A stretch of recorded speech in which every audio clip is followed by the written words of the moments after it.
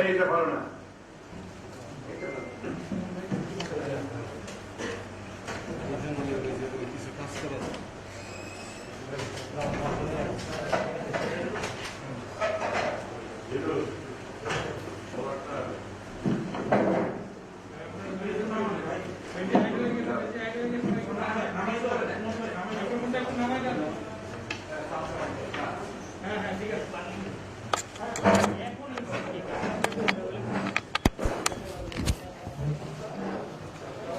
আপনারা কি সবাই রেডি?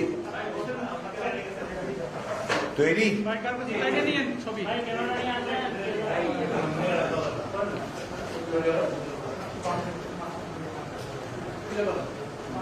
কেন একদম কি হবে? এটা খুলতে গেলে সব গোলমাল, এত শক্ত। শুরু করবো? বিসমিল্লাহির রহমানির রহিম। প্রিয় সাংবাদিক বন্ধুগণ, আসসালামু আলাইকুম। আপনারা জানেন যে আমাদের প্রায় প্রতি শনিবারই জাতীয় স্থায়ী কমিটির বৈঠক, ভার্চুয়াল বৈঠক অনুষ্ঠিত হয় এবং তার পরের দিন সাধারণত আমি আপনাদের সামনে এই বৈঠকের সিদ্ধান্তগুলি নিয়ে আপনাদের সামনে হাজির হই। তো আমাদের গতকালও বা আমাদের আপনার 22 মে 2021 তারিখে বিকাল 4:30টায় ভার্চুয়াল স্থায়ী কমিটি অনুষ্ঠিত হয়েছে এবং বিএনপির ভারপ্রাপ্ত চেয়ারম্যান জনাব তারেক রহমান তিনি এই বৈঠকে সভাপতিত্ব করেছিলেন। সভায় উপস্থিত ছিলেন খন্দকার ডক্টর খন্দকার মোশাররফ হোসেন, ব্যারিস্টার জমিউদ্দিন সরকার, মির্জা আব্বাস, বঙ্গ ঈশ্বরচন্দ্র রায়, ডক্টর আব্দুল মঈন খান, জনাব নজরুল ইসলাম খান, আমি নিজে, খুরশিদ মোহাম্মদ চৌধুরী, বেগম সেলিমা রহমান, জনাব ইকবাল হাসান মাহমুদ টুকু।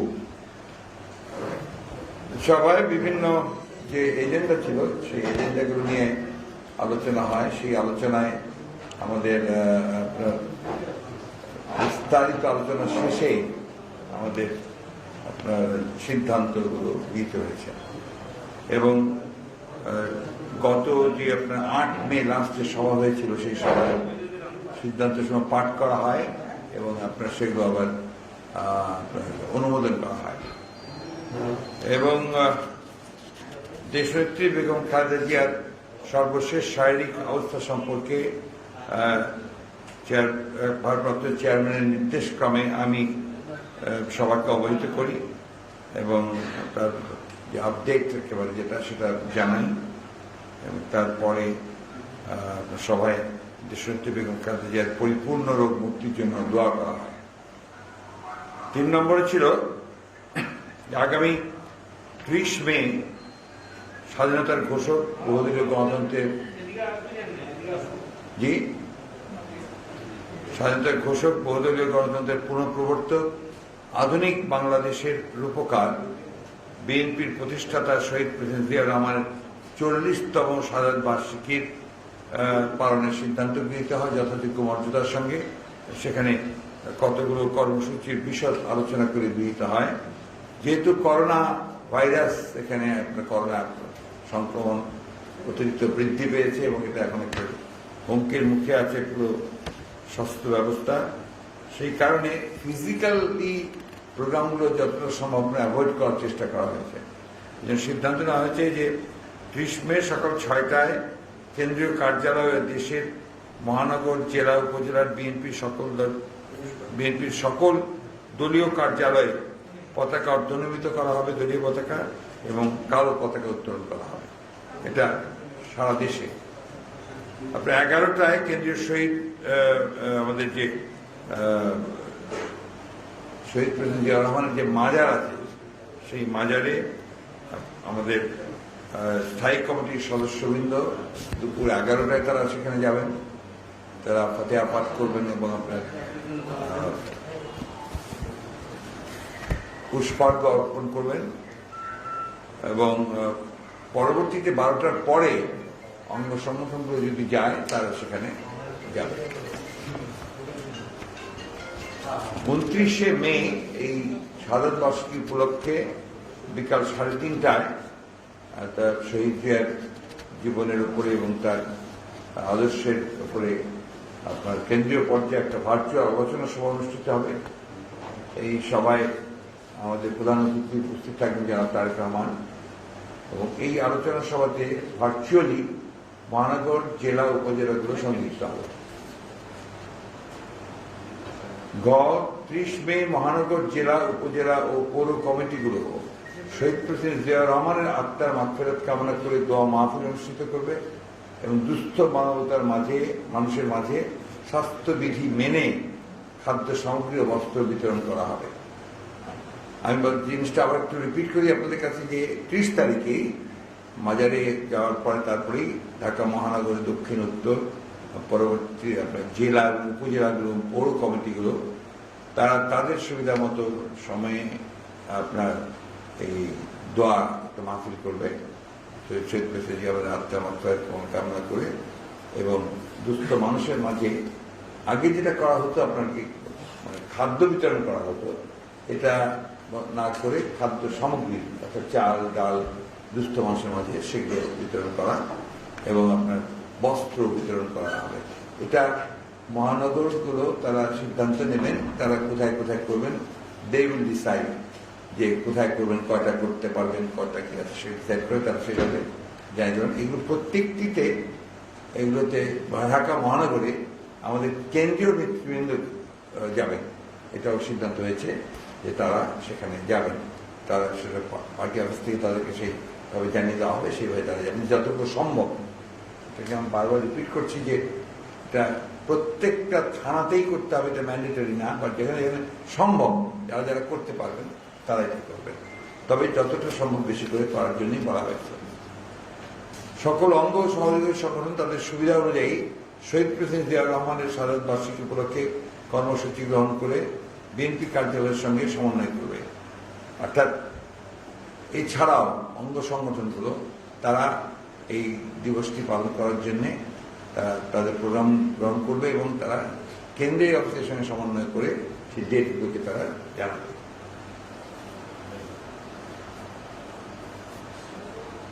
এবং মহানগর ও জেলা পর্যায়ের কর্মসূচিগুলোতে কেন্দ্রীয় নেতৃবৃন্দ ব্যক্তিগতভাবে অথবা ভার্চুয়ালি সংযুক্ত হবেন, এটাও সিদ্ধান্ত হয়েছে। 4, সভায় অনির্বাচিত আওয়ামী লীগ সরকারের দুর্নীতির সংবাদ প্রকাশ করায় প্রথম আলোর সাংবাদিক রোজিনা ইসলামকে বেআইনিভাবে 5 ঘণ্টা আটক ও শারীরিক মানসিকভাবে নির্যাতন, তথ্য চুরি মামলা দিয়ে গ্রেফতার এবং জামিন না দেওয়ায় তীব্র ক্ষোভ ও প্রতিবাদ জানানো হয়। একটু আগে শুনলাম যে জামিন হয়েছে তার, আপনার যেহেতু কিন্তু বোধহয় এখনো বের হতে পারেনি, সভা মনে করে স্বাস্থ্য মন্ত্রণালয়ের মন্ত্রী, সচিব, অতিরিক্ত সচিব সহ সংশ্লিষ্ট কর্মকর্তাদের অবিলম্বে বরখাস্ত করে আইনের আওতায় নিয়ে আসা উচিত।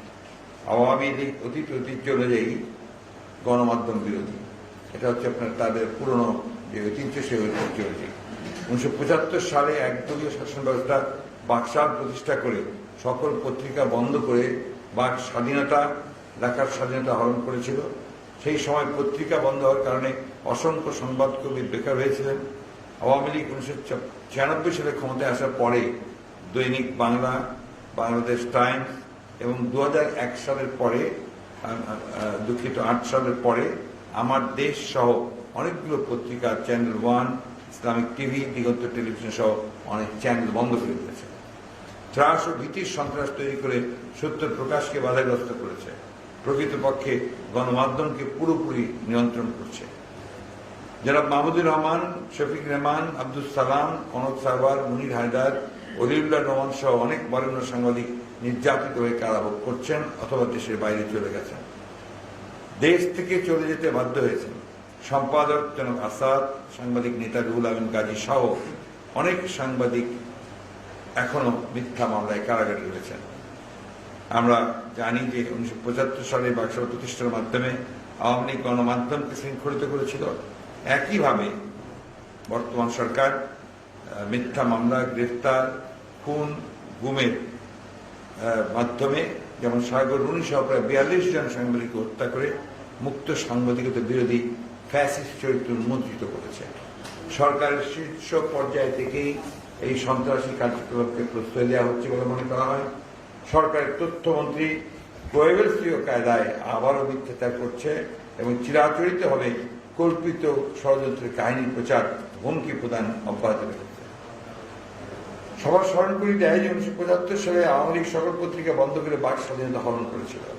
অন্যদিকে বিএনপি প্রতিষ্ঠাতা শহীদ প্রেসিডেন্ট জিয়াউর রহমান সকল পত্রিকা চালু করে কথা বলার স্বাধীনতা ও লেখার স্বাধীনতাকে নিশ্চিত করেছিলেন বহুদলীয় গণতন্ত্র প্রতিষ্ঠার মাধ্যমে। দেশনেত্রী বেগম জিয়ার শাসন আমলে সংবাদ মাধ্যমের স্বাধীনতা আরো বিকশিত হয়েছিল। বিবিসি, সিএনএন সহ আন্তর্জাতিক চ্যানেলগুলোকে অনুমোদন দেওয়া হয়েছিল। অফিসিয়াল সিক্রেটস অ্যাক্ট 1923-এর প্রয়োগ, ডিজিটাল সিকিউরিটি অ্যাক্টের মতো নিবর্তনমূলক আইন প্রণয়ন মুক্ত সাংবাদিকতাকে ধ্বংস করেছে, গণতান্ত্রিক ব্যবস্থাকে সংকুচিত করেছে। অবিলম্বে সকল প্রকার কালো আইন বাতিলের দাবি জানানো হয় এবং জনাব আসাদ, রুহুল আমিন গাজী, রোজিনা ইসলাম সহ সকল আটক সাংবাদিকদের মুক্তির দাবি, মামলা প্রত্যাহারের দাবি জানানো হয়। গণমাধ্যমের স্বাধীনতা, সাংবাদিকদের নিরাপত্তা নিশ্চিত করার লক্ষ্যে সকল বিভক্তি ভুলে ঐক্যবদ্ধ আহ্বান সাংবাদিকদের জানানো হয়। 5. কোভিড-19 করোনা ভাইরাসের টিকা সংগ্রহে সরকার শুরু হতেই দুর্নীতি, অযোগ্যতার কারণে ব্যর্থতার পরিচয় দিচ্ছে। ভারতের সিরাম ইনস্টিটিউটের কাছ থেকে চুক্তিকৃত টিকা না পাওয়ায় এবং অন্যান্য উৎসগুলোর সঙ্গে চুক্তি না করায় টিকা প্রাপ্তি একেবারে অনিশ্চিত হয়ে পড়েছে। জনগণের জীবন বিপন্ন হয়ে পড়েছে। রাশিয়া ও চীন থেকে টিকা প্রাপ্তিও স্বাস্থ্য মন্ত্রণালয়ের বিলম্ব, অযোগ্যতার কারণে অনিশ্চিত হয়ে পড়েছে। খোদ পররাষ্ট্রমন্ত্রী স্বাস্থ্য মন্ত্রণালয়কে এর জন্য দায়ী করেছেন। আমরা করোনা আক্রমণের শুরু থেকে বিকল্প উৎস সন্ধান ও যথাযথ ব্যবস্থা গ্রহণের কথা বলেছিলাম। ভারতের করোনা পরিস্থিতি ভয়াবহভাবে খারাপ হওয়া, ব্ল্যাক ফ্যাঙ্গাস নামে আরেকটি মহামারী আকার ধারণ করায় জনগণদের প্রচন্ড হতাশা ও ভীতি সৃষ্টি হয়েছে। অবিলম্বে এই বিষয়গুলোর বিস্তারিত ব্যাখ্যা, টিকা প্রাপ্তির রোডম্যাপ জনগণের সামনে তুলে ধরার জন্য সরকারের প্রতি আহ্বান জানাচ্ছি। সংক্রমণ প্রতিরোধ ও চিকিৎসা ব্যবস্থার ব্যর্থতায় সরকারের এখনই পদত্যাগ করা উচিত। টিকা প্রাপ্তি সংক্রান্ত বিষয়টির দায় অবশ্যই সরকারকে নিতে হবে। 6. জেরুজালেম ও গাজায় ইসরায়েলি বিমান আক্রমণে শত শত নারী, পুরুষ ও শিশু হত্যার জন্য ইসরায়েলকে দায়ী করে সবাই তীব্র নিন্দা জানানো হয়। বিএনপি ইতিমধ্যেই ফিলিস্তিনি প্রেসিডেন্টের নিকট ফিলিস্তিনি জনগণের স্বাধীন রাষ্ট্রের দাবির সঙ্গে একাত্মতা ঘোষণা করে ফিলিস্তিন প্রেসিডেন্টকে পত্র পাঠিয়েছে এবং আবারও 2 রাষ্ট্র প্রতিষ্ঠার নীতিকে সমর্থন জানিয়েছে। 7. দেশের নির্বাচন ব্যবস্থা সম্পূর্ণভাবে ভেঙে পড়ায় এবং এই নির্বাচন কমিশন অযোগ্যতা ও প্রতিটি নির্বাচনে সরকারের নগ্ন হস্তক্ষেপের কারণে আগামীতে লক্ষ্মীপুর 2, সিলেট 3, ঢাকা 14, কুমিল্লা 5 আসনে উপনির্বাচনে অংশগ্রহণ না করার সিদ্ধান্ত নিয়েছে। সভায় করোনায় মৃত্যুবরণকারী অসচ্ছল পরিবারগুলোকে, ফ্যাসিস্ট সরকারের নির্যাতনে গুম খুন হওয়া পরিবারগুলোকে ভারপ্রাপ্ত চেয়ারম্যানের ঈদের শুভেচ্ছা পৌঁছে দেওয়ায় ভারপ্রাপ্ত চেয়ারম্যান মহোদয়কে ধন্যবাদ জানানো হয়। সভা শেষে সদস্যবৃন্দকে ধন্যবাদ জানিয়ে সভা মুলতবি করা হয়। আমার আরেকটু কথা বলার আছে, এটা হচ্ছে যে আমাদের সাধারণ সম্পাদক আওয়ামী লীগের তিনি বেশ কিছু কথা বলেই যাচ্ছেন। আমরা এগুলোতে আপনার খুব বেশি গুরুত্ব দিই না, কিন্তু কয়েকটি কথার উত্তর দেওয়াটা দরকারই মনে করছি, আর কি প্রয়োজন হয়ে পড়েছে। তিনি একটা কথা বলেছেন যে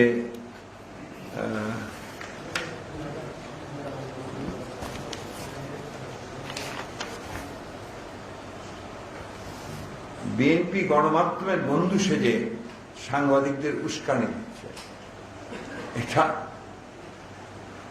একেবারেই একটি মন গড়া এবং নিজেদের অপরাধগুলোকে ঢাকার জন্য একটি মন্তব্য। আওয়ামী লীগের সাংবাদিকতা, মুক্ত স্বাধীনতা, সংবাদ মাধ্যমের প্রতি আচরণ, ব্যবহার, এটা গোটা বাংলাদেশ জানে। আপনাদের নিশ্চয়ই মনে থাকে, অনেকে মনে থাকার কথা অনেকে পড়েছেন যে 1975 সালে দেশে একদলীয় শাসনব্যবস্থা বাকশাল প্রতিষ্ঠা হয়েছিল এবং সেই বাকশাল প্রতিষ্ঠার আগে থেকেই সমস্ত পত্রিকাগুলোকে নিষিদ্ধ ঘোষণা করা হয়েছিল। মাত্র 4টা পত্রিকা চলবে বলা হয়েছিল, সেই 4টা তাদের নিজস্ব পত্রিকা, এবং তাতে অসংখ্য সাংবাদিক কিন্তু আপনার বেকার হয়ে গিয়েছিলেন, তারা কর্মচ্যুত হয়েছিল।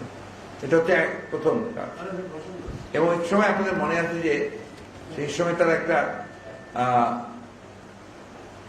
আইন করেছিলেন, যে আইনটা পাকিস্তান আমল ছিল, আমাদের সময় সেটাকে আপনার সরি 1971 সালের স্বাধীনতার পরে সংবিধানের এই আইনটাকে বাদ দেওয়া হয়েছে কালো আইন বলে, হচ্ছে আপনার বিশেষ ক্ষমতা আইন। এই বিশেষ ক্ষমতা আইন কিন্তু আওয়ামী লীগ প্রয়োগ করে তখন অনেক বিশেষ আপনার সংবাদপত্রকে তারা ওই সময় সেন্সার করেছে, হুমকি দিয়েছে, এবং আপনার অনেক সাংবাদিককে তারা সেই সময় হয়রানি করেছে। এরপরে আপনারা জানেন যে জরুরি অবস্থা ঘোষণা করা হয়েছে। জরুরি অবস্থার সময় কিন্তু পুরোপুরি সংবাদপত্রগুলোকে আপনার নিয়ন্ত্রণ করা হয়েছে। আপনারা দেখবেন ইদানিং তো খুব ফলো করে আপনার শেখ মুজিবুর রহমানের বক্তব্যগুলো প্রচার করা হয়। কি হবে বসার হয়, বসেন না প্লিজ, বিভিন্নভাবে ফলো করে প্রচার করা হয়। তো সমস্যা হচ্ছে যে আপনারা একটু লক্ষ্য করবেন, এই যে আপনার বিভিন্ন বক্তব্য শেখ মুজিবুর রহমান সাহেবের আপনার প্রচার করা হচ্ছে প্রায় সব টেলিভিশন চ্যানেলে, এগুলোতে আপনারা লক্ষ্য করে দেখবেন যে কিভাবে সংবাদ মাধ্যমের উপরে তিনি আক্রমণ করে কথা বলছেন। সেটা তার শাসন আমলের শেষের দিকটায় সংবাদ মাধ্যম সাংবাদিকদের কিভাবে তিনি আক্রমণ করছেন, এটা বাস্তবতা বলছি আমি। তিনি বলছেন যে সংবাদ মাধ্যম এখন আর সত্য কথা প্রচার করে না, তারা শুধু আপনার এই দুর্নীতির কথাই প্রচার করছে, মিথ্যা সংবাদ প্রচার করছে, এই কথাগুলো আসছে। তো তাদের আপনার আমি যেটা সবসময় আমার কাছে মনে হয় যে এটা তাদের মজ্জাগত ব্যাপার, তারা ভিন্ন মত সহ্য করতে পারে না, এবং তারা কেউ সমালোচনাকে সহ্য করতে পারে না, এবং তাদের অপরাধগুলোকে তুলে ধরাটা হচ্ছে সবচেয়ে বড় অপরাধ, যেটা আমাদের সাংবাদিক ভাইরা এখন ভোগ করছে আর কি। সংবাদপত্রের স্বাধীনতা তারা আনুষ্ঠানিকভাবে বন্ধ করেছে 1975 সালে। এটা আনুষ্ঠানিকভাবে, আমাদের কোনো রাখা ঢাকা ছিল না, এটা একেবারে আইন করে তারা বন্ধ করেছিল। 1996 সালে আওয়ামী লীগ ক্ষমতায় আসার পরে পরেই দৈনিক বাংলা, বিচিত্রা এবং বাংলাদেশ টাইমস তিনটি পত্রিকা নিষিদ্ধ করে বন্ধ করে দিয়েছে, স্টপ। এরপরে 2008 সালে একের পর এক তারা চ্যানেল 1, এরপরে আপনার ইসলামিক টিভি, এরপরে দিগন্ত টিভি, 21 টিভি আক্রমণ করেছে এবং বন্ধ করে দিয়েছে। একের পর এক পত্রিকা, আমার দেশ পত্রিকা, এরপরে আপনার শীর্ষ কাগজ, এরপরে আপনার আবার অনলাইন 37টি না 42টি অনলাইন পত্রিকা, এগুলো সব কিন্তু বন্ধ করে দেওয়া হয়েছে। এবং দেখুন, মানে সর্বজন শ্রদ্ধেয় যে সম্পাদক জায়দিনের শফিক রহমান, তাকে মিথ্যে অজুহাতে গ্রেফতার করা হয়েছে। আমার দেশ পত্রিকার অত্যন্ত জনপ্রিয় একজন সম্পাদক, গুণী সম্পাদক মাহমুদুর রহমান সাহেবকে গ্রেফতার করা হয়েছে। তার আমার দেশ পত্রিকা পুড়িয়ে দেওয়া হয়েছে, তাকে গ্রেফতার করে নির্যাতন করা হয়েছে, দীর্ঘদিন কারাগারে তাকে আটক করে রাখা হয়েছে।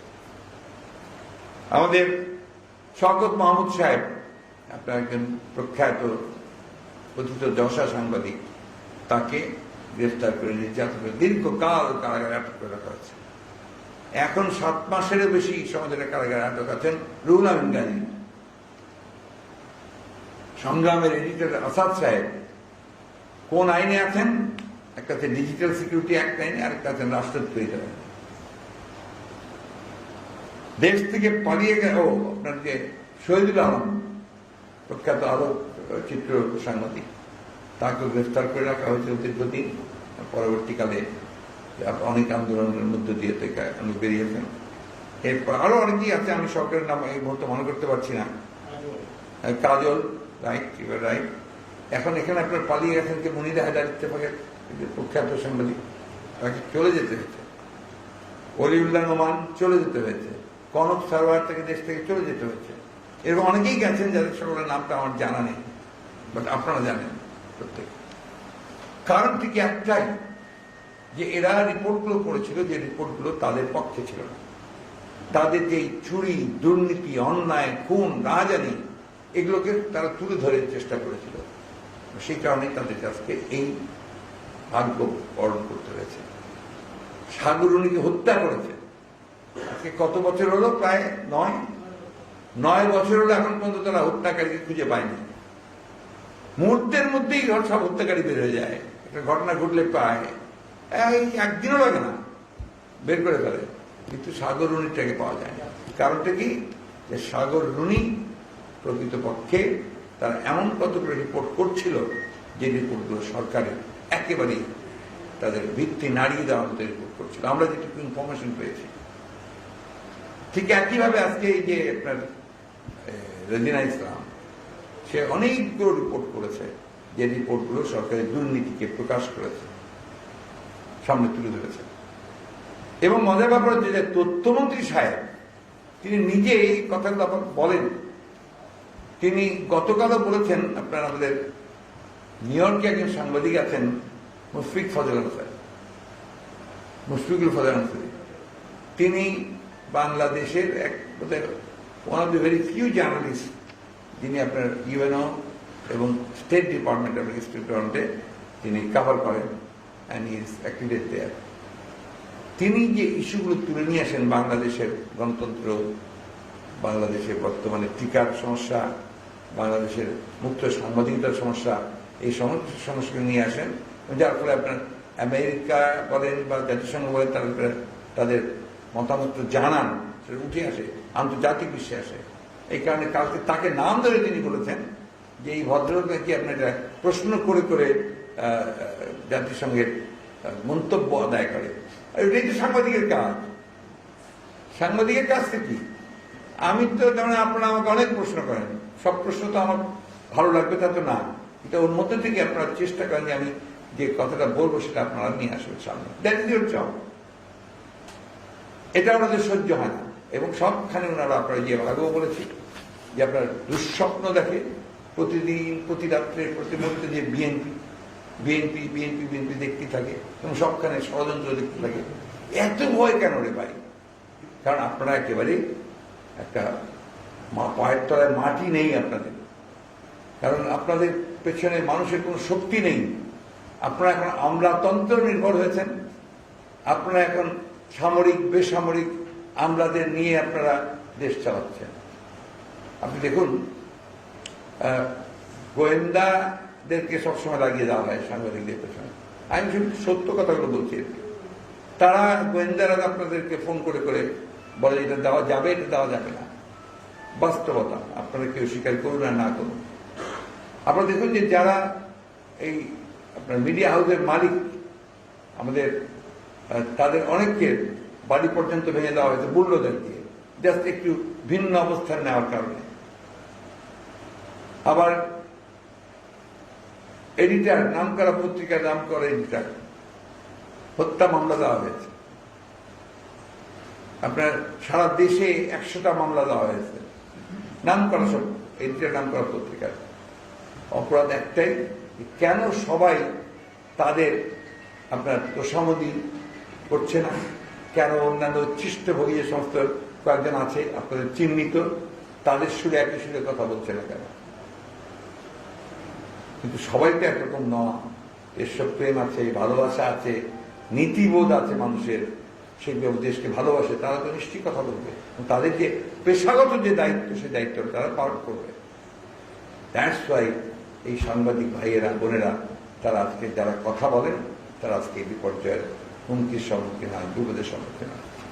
আমরা একটা কথা আগেও বলছি, এখনো বলছি, পরিষ্কার করে বলছি, এইভাবে অত্যাচার করে, নির্যাতন করে কোনোদিনই কেউ টিকে থাকতে পারেনি।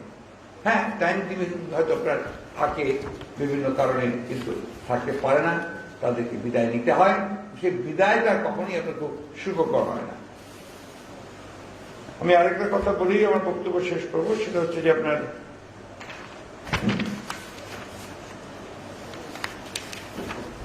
বাংলাদেশের স্বরাষ্ট্র মন্ত্রণালয় থেকে সিদ্ধান্ত নেওয়া হয়েছে যে বাংলাদেশের পাসপোর্টে, ই পাসপোর্ট যেটা, সেখানে আপনার এক্সেপ্ট ইসরায়েল যে কথাটা আগে আমাদের লেখা থাকতো, অল কান্ট্রিজ এক্সেপ্ট ইসরায়েল, আমাদের সব পাসপোর্টে থাকতো। এখন পর্যন্ত আমাদের পাসপোর্টে এখন আছে, কিন্তু ই পাসপোর্ট যাদেরকে দেওয়া হচ্ছে তাদেরটাতে এক্সেপ্ট ইসরায়েল নেই কথাটা। এটা বোধহয় আপনারা জিজ্ঞেস করেছিলেন স্বরাষ্ট্রমন্ত্রী মহোদয়কে, তিনি বলেছেন যে না, এটা আগের মতোই থাকবে, কিন্তু এটা আন্তর্জাতিক কারণে আমরা এটা এখন রাখছি না এক্সেপ্ট ইসরায়েলটা। হোয়াই?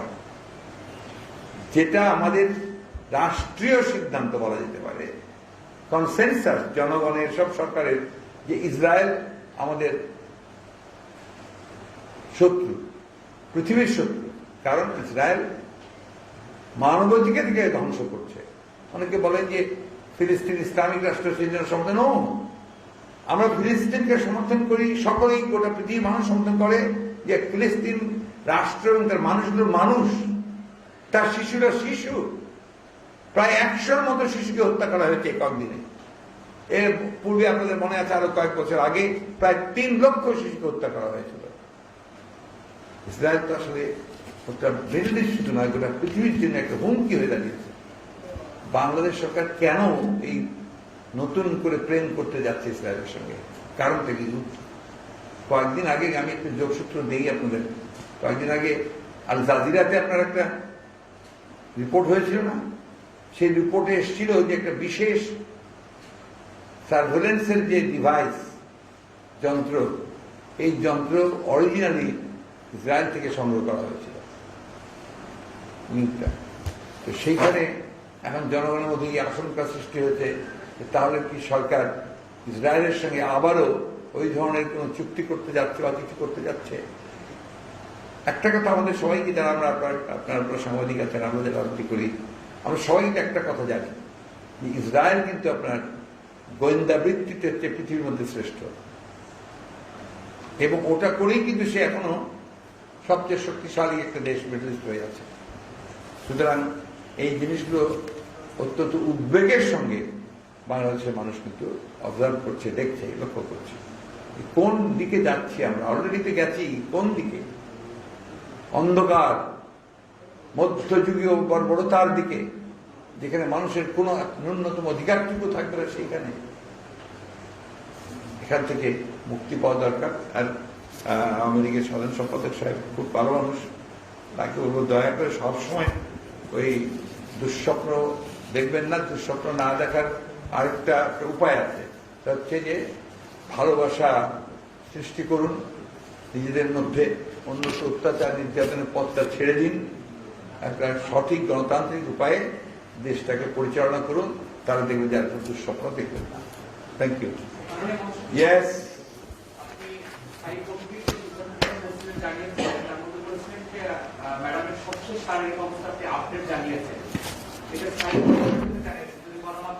আমি গণমাধ্যম কালকে না কবে জানালাম যেন, পরশুই জানিয়েছি। একই রকম, খুব পরিবর্তন নাই, একই ধরনের আছে।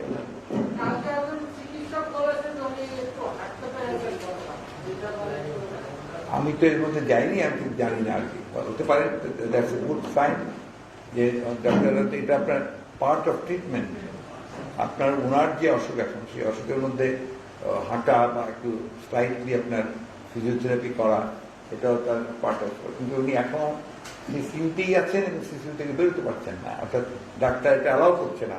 সি ওয়ান্টস টু গো, কিন্তু ডাক্তাররা থেকে কিছুতেই অ্যালাউ করছে না, কারণ এখনো কিন্তু তার লাংসে পাইপ দেওয়া আছে। রাইট, লাংসে তার পাইপ আছে যেখান দিয়ে আপনার ড্রেন আউট করতে হচ্ছে এক্সট্রা ওয়াটার। একটা খোলা হয়েছে, আরেকটা এখন আছে। আর কিছু আছে? Anything else? আমাকে কে যেন একজন ফোন করেছিলেন,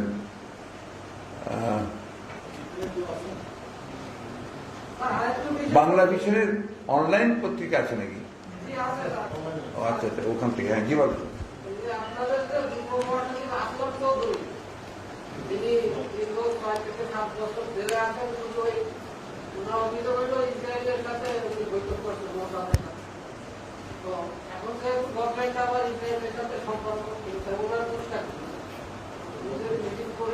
আপনারা এটাকে ওইভাবে আপনারা ইকুয়েট করছেন কেন? আপনারা এই সিদ্ধান্তটাকে ওইভাবে নিজেরা তৈরি করছেন কেন? বক্তব্যটা আপনি নিজে দিচ্ছেন কেন? আপনি বলতে পারেন যে উনি এতদিন ধরে আটকা পড়ে আছেন, অভিযোগ আছে যে তিনি ইসরায়েলের সঙ্গে সম্পর্ক করছেন, কিন্তু অভিযোগ। আর আমরা খুব স্পষ্ট করে বলছি যে তার সঙ্গে ইসরায়েলের কি সম্পর্ক আমাদের সঙ্গে বিএনপির সঙ্গে কোনো নাই। শুধু না, আমরা ইসরায়েল বিরোধী অবস্থান, আমাদের ভেরি স্ট্রেইট এবং ক্লিয়ার কাট বলছি আমরা আমরা বরাবরই ছিলাম, আমরা এখনো আছি। ব্যক্তিগতভাবে কেউ তার ব্যবসা বাণিজ্য কোনো ব্যাপারে কিছু করতে আসার দায় দায়িত্ব তো বিএনপি নেবে না। বিএনপি খুব স্পষ্টভাবে বলতে চায় যে বিএনপি ইসরায়েলের এই যে মানবতা বিরোধী বর্বরচিত যে হামলা এবং আজকে মধ্যপ্রাচ্যে যে অশান্তি সৃষ্টি করা এবং ফিলিস্তিন রাষ্ট্রকে যে আপনার ধ্বংস করে ফেলা, এর মূল হচ্ছে ইসরায়েল। সেই ইসরায়েলকে অবশ্যই তাকে আপনার আন্তর্জাতিক বিশ্বের উচিত তাকে সম্পূর্ণভাবে বন্ধ করা এবং ফিলিস্তিনের যে স্বাধিকারের যে অধিকার, স্বাধীন রাষ্ট্রের যে অধিকার, তাকে নিশ্চিত করা।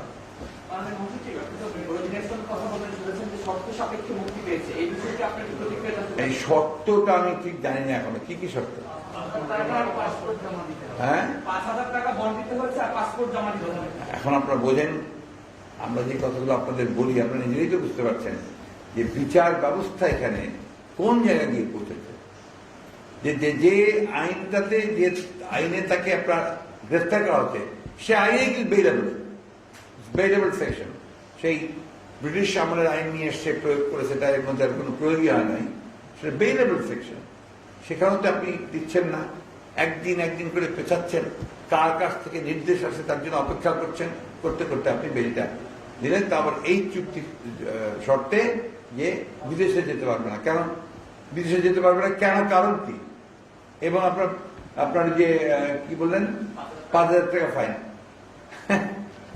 এটা আমি গতকালও বলেছি, আগেও বলছি, আপনাদের দুর্বলতার জন্য এগুলো হচ্ছে। You are not united. আপনারা আপনাদের নিজেদের স্বার্থ সংরক্ষণ করতে পারছেন না। আপনারা আগে যেভাবে আপনাদের নিজের স্বার্থের জন্য দাঁড়াতেন, সেই স্বার্থের জন্য আপনারা আজকে ইউনাইটেডলি দাঁড়াতে পারেন না। কে নেগোশিয়েট করছে? কালকে দেখলাম আপনাদের নেগোশিয়েট করছে ইকবাল সোবান চৌধুরী সাহেব। তিনি কি করেছিলেন সাগর রুনির আন্দোলনের সময়? কয়েকদিন পরে গিয়ে ওর অ্যাডভাইজার হয়েছিল। উই হ্যাভেন্ট ফলোড ইট। তারা যদি আজকে আপনারা নেগোশিয়েট করে, সরকারের যারা আপনার একেবারে লেজুরবৃত্তি করে, তো তার এর চেয়ে ভালো রেজাল্ট কি পাবেন? এটা নেগোশিয়েট করার প্রশ্ন আসবে কেন? যেখানে আইনের বিষয়, আদালতের বিষয়, আমরা ঐক্যবদ্ধতা সেটার উপর আদালতের রায় নির্ভর করার কথা না। মানে আপনি সেটা এইভাবে কেন দেখছেন? বলছি এই জন্যে যে এখন বিচার ব্যবস্থা এমন জায়গায় চলে গেছে যে সরকার কি বলে না বলে তার উপরেই আপনি নির্ভর করেন। আমরা এই কথা বহুবার বলেছি যে সরকারের ইঙ্গিতে এখন বিচার ব্যবস্থা চলছে, সরকারের দ্বারা পুরোপুরি ভাবে এখন নিয়ন্ত্রিত, দলীয়করণ হয়ে গেছে। তো সেই কারণেই আজকে এটা হচ্ছে। আমরা ওই কথাটা ওই জন্যই আসছে। এবং আপনাদের তো এটা নিজেদেরই অনুধাবন করা উচিত। For the existence of A free media এবং আপনাদের নির্ভয় কাজ করার জন্য আপনাদের এটা প্রয়োজন। আপনি কি মানে এরকম হচ্ছেন তাহলে যে মানে এই রায়টা সরকার প্রভাবিত করে দিয়েছে আদালত? এই কথাটা আমাকে বলতেই হবে, যদি মনে করতে অবশ্যই ফরমাইশি রায়। জি, থ্যাংক ইউ। ওই শব্দগুলো দরকার আপনাদের নাকি? আচ্ছা, হ্যাঁ, থ্যাংক ইউ। এই চা করছিল কারণ